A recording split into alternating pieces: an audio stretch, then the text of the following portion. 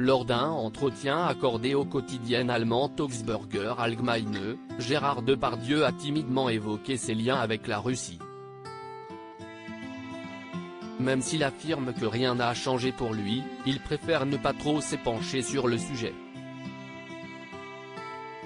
Il fut un temps où Gérard Depardieu affichait fièrement sa proximité avec Vladimir Poutine. Le 15 février 2022, pour sa toute première publication sur Instagram, il avait d'ailleurs opté pour un cliché aux côtés du chef du Kremlin. L'amitié, avait simplement écrit en légende celui qui a magistralement interprété Cyrano de Bergerac au cinéma.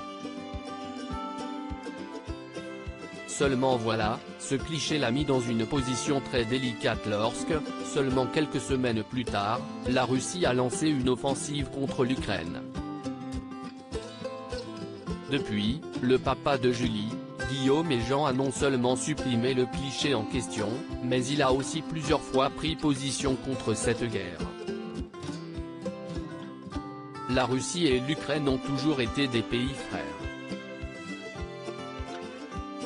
Je suis contre cette guerre fratricide. Je dis, arrêtez les armes et négociez, a-t-il notamment déclaré dans un communiqué transmis à l'AFP, avant de préciser que le peuple russe n'est pas responsable des folles dérives inacceptables de leurs dirigeants comme Vladimir Poutine.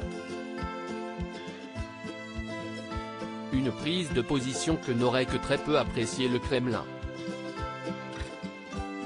Gérard Depardieu ne souhaite pas aborder le sujet même si Gérard Depardieu se montre beaucoup moins dithyrambique au sujet du président russe, il ne reste pas moins attaché à la mère patrie, dont il est officiellement un citoyen depuis 2013. Lors d'un entretien accordé au quotidien allemand Augsburger Allgemeine dans le cadre de la sortie du film Mamie Outre-Rhin, il a martelé qu'il était toujours autant attaché à son pays adoptif. Rien n'a changé pour moi. Je suis toujours russe. J'ai mis la culture russe. Quand j'aime un pays, s'y est toujours pour sa culture, a fait savoir le compagnon de Clémentine Higou. Gérard Depardieu préfère toutefois ne pas s'épancher davantage sur la question, comme il l'a bien fait savoir. Je préfère éviter d'aborder le sujet, personne n'est capable de ne dire quoi que ce soit de vraiment sensé. Personne. Je déteste quand la politique et le jeu sont mélangés. Je ne veux pas en dire plus sur le sujet que, la guerre est un grand non-sens, a-t-il conclu, visiblement très mal à l'aise à l'évocation de la guerre en Ukraine.